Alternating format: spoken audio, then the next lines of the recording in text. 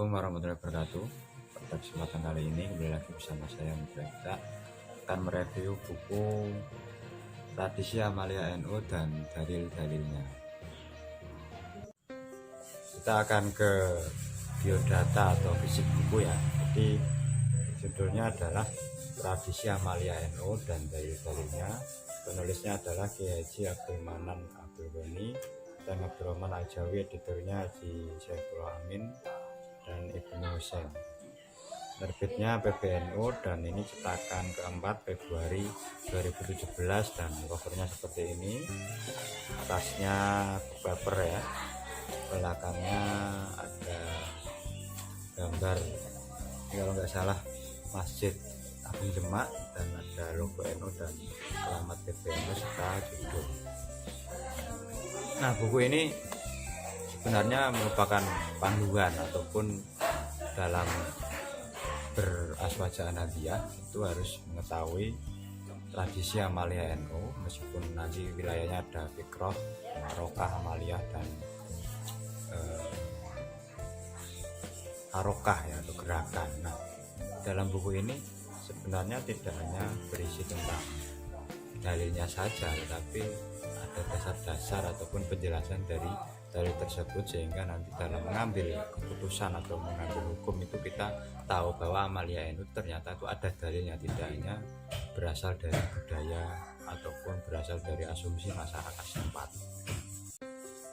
Sedangkan isinya sendiri itu kita akan membedahnya. Yang pertama adalah prakata-prakata ya, sambutan ketua PBNU, pengantar Islam PBNU, pengantar ketua umum PBNU. Kedua tentang bab 1 yaitu sunnah dan bid'ah. Jadi di dalamnya nanti membahas apa itu sunnah, apa itu bid'ah.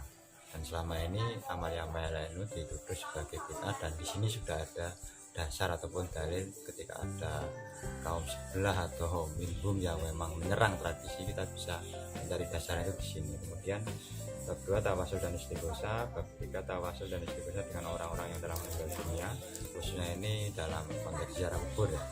Kemudian zikir yang dengan suara nyaring, zikir bersama-sama, tabarok, berharap barokah, ziarah kubur, talqin mayit, pahala bacaan Al-Quran untuk mayit, menyuguhkan makanan pada orang yang takziah, dan hukum selamatan selama 7 hari, maulid nabi, puji-pujian, selawat setelah adzan, lafaz sayyidina dalam selawat, salat zuhur dan setelah salat Jumat, salaman untuk sholat. Ada juga sholat tarawih, untuk sholat awabin, doa kunut dalam sholat subuh, doa kunut nazilah, mengangkat tangan ketika berdoa dan mengusap wajah setelah berdoa, menggerakkan jari ketika membaca tahiyat tasyahud antara karomah dan istidroj, mencium tangan ulama dan para guru basmalah dalam Al-Fatihah dan hukumnya dalam sholat wajib ya.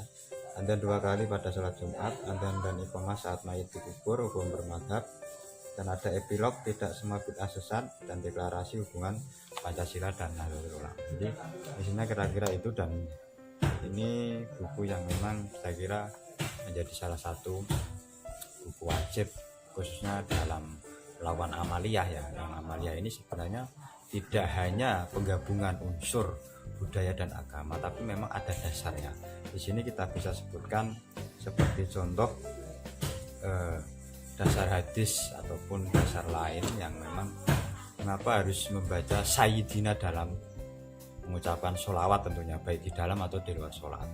Karena di dalam hadis ya ada larangan mengucapkan Sayyidina di dalam sholat. La tusayyiduni fi sholat, janganlah kalian mengucapkan Sayyidina kepadaku di dalam sholat. Nah, kemudian secara gramatika Arab juga dibahas apa itu Sayyidina ya. Sada yasidu, tetapi sada yasudu, sehingga tidak bisa dikatakan la tusayyiduni kan gitu ya. Oleh karena itu jika ungkapan itu disebut hadis, maka tergolong hadis yang maudhu.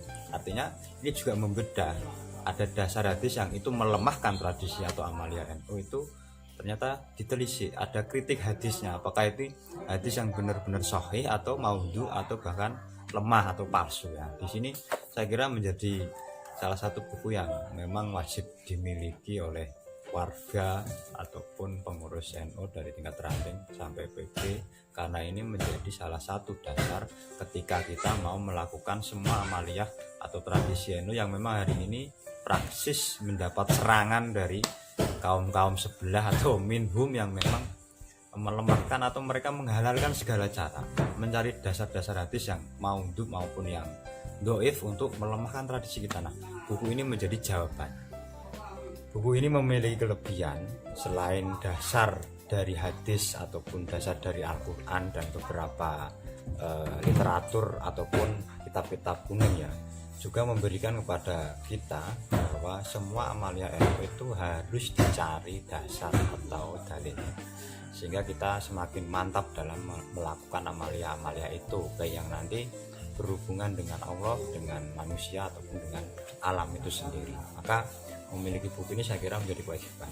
Nah, untuk kekurangannya sendiri saya kira karena ini buku yang memang semacam kajian dasar atau kajian dalil ya, sehingga mungkin terlalu apa ya istilahnya seperti kajian ulumul Quran atau ulumul hadis. Tapi saya kira untuk kertasnya juga saya kira sangat pas, pemilihan fontnya juga pas, mungkin aspek layoutnya saya kira juga sudah lumayan. Untuk kekurangannya saya kira tidak ada daftar pustakanya, tapi karena mungkin ini langsung dari include di dalam rujukannya. Nah, di belakang juga ada deklarasi hubungan Pancasila dengan Islam itu sendiri. Demikian tadi review buku Tradisi Amalia NU dan dalil-dalilnya, yang ini merupakan terbitan PBNU yang terakhir cetakan ke-4 ya, Februari 2017. Semoga bermanfaat dan saya akhiri. Wassalamualaikum warahmatullahi wabarakatuh. Salam, terima kasih. Jangan lupa subscribe, like, dan komen video ini serta tekan tombol lonceng.